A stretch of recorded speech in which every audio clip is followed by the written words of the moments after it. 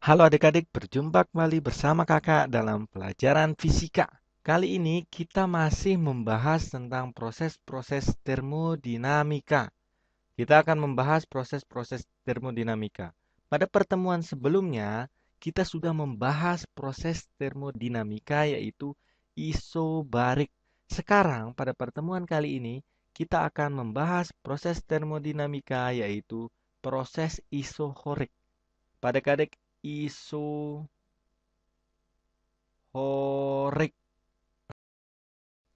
Apa sih isohorik ini?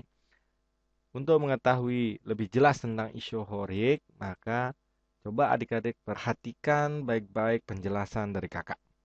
Bila sistem gas diberi kalor, namun volume ruangan pada gas dijaga tetap, maka tekanan dan temperatur pada gas akan bertambah. Kita tahu bahwa waktu membahas tentang isobarik kemarin, bahwa koordinat-koordinat makro seperti tekanan, volume, dan temperatur itu saja yang dapat kita lihat pada suatu sistem. Nah, sekarang waktu pelajaran tentang isobarik, isobarik itu di mana tekanannya konstan. Salah satu koordinat makro yaitu tekanan konstan, maka volume dan temperaturnya berubah-ubah. Nah, sekarang isohorik. Isohorik ini salah satunya kita buat konstan apa? Yaitu volumenya yang kita buat konstan. Di mana mengkondisikan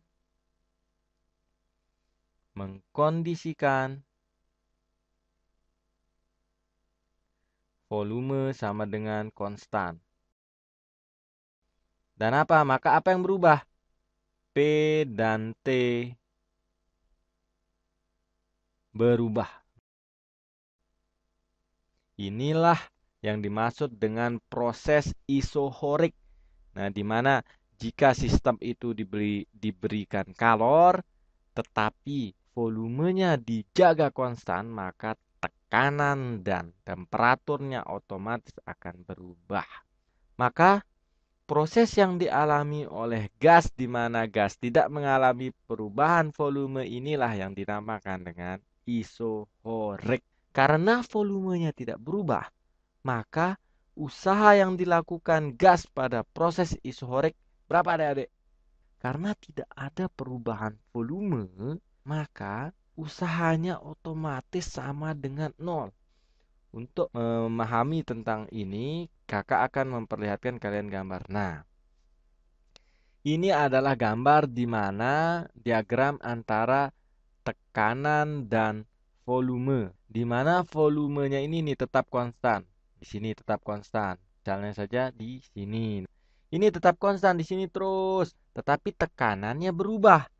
Ini isohorik, di mana tekanannya tambah lama tambah tinggi. Kemudian, kenapa usahanya nol? Usahanya nol karena VW sama dengan nol. Usaha sama dengan nol. Sama dengan nol. Karena apa? Karena V-nya itu sama dengan tetap atau konstan. Karena V-nya tetap, maka usahanya otomatis sama dengan nol. Kemudian ada gambar satu lagi. Nah, ini. Nah, di mana? Ini coba lihat. Ini kan tekanannya semakin meningkat.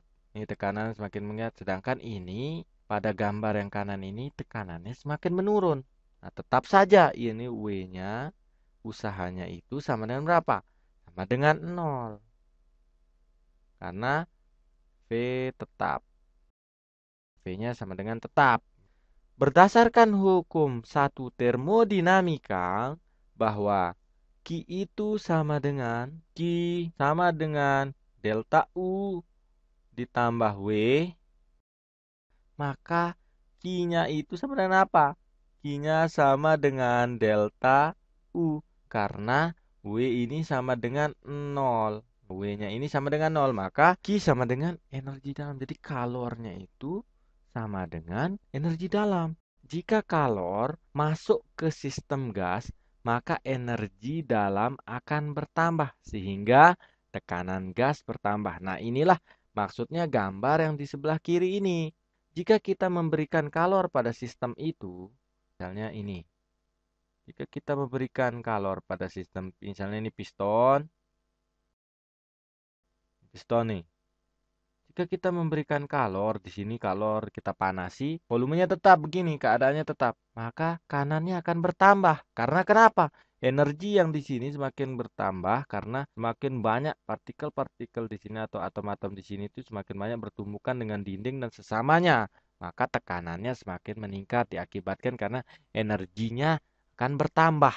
Inilah maksudnya kita di sini memberikan kalor kepada sistem. Ini maksud dari grafik yang sebelah kiri ini. Nah, kemudian yang di sebelah kanan apa maksudnya? Jika kalor keluar dari sistem. Nih, tetap. Nah, ini. Jika kalor ini keluar dari sistem. Sini ada kalor keluar dari sistem. Jadinya apa? Jika kalornya keluar, maka energinya akan berkurang. Jika energi berkurang, maka otomatis tekanannya ini semakin turun nih. Ini berarti melepas kalor. Sistem ini melepas kalor. Sedangkan yang ini adalah menerima kalor. Menerima kalor. Ini maksudnya diagramnya ini. Kemudian untuk lebih detail lagi mengenai berapa besar Q ini kan sama dengan delta U. Di mana delta U untuk gas ideal itu adalah 3/2 nRT. Maka Q sama dengan 3/2 nRT. Tadi kan karena volumenya konstan, maka P dan T-nya berubah. Maka di sini ini akan menjadi 3/2 NR dalam kurung T2 min T1 sama dengan 3/2 NR delta T. Inilah rumus dari ini sama dengan berapa? 3/2 apa? 3/2 NR delta T. Inilah maksudnya persamaan ini 3/2 NR delta T.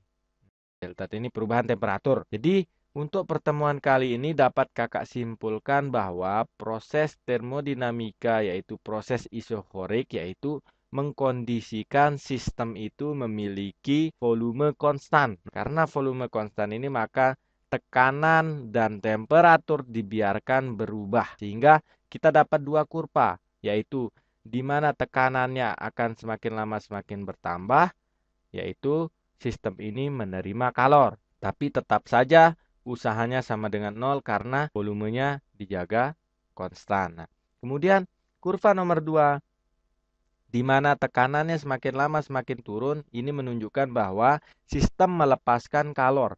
Dan tetap saja usahanya itu sama dengan nol karena volumenya konstan. Nah, dan besarnya Q sama dengan delta U, yaitu delta energi dalam. Yang mana besarnya energi dalam ini pada gas ideal adalah 3/2 nRT. Yaitu di mana T-nya berubah. Jadi T ini adalah T2 min T1. Sehingga Q sama dengan 3/2 NR delta T. Untuk pertemuan kali ini kakak cukupkan sampai sekian. Terima kasih atas perhatian adik-adik. Sampai jumpa pada pertemuan berikutnya mengenai proses-proses termodinamika yaitu proses isotermik.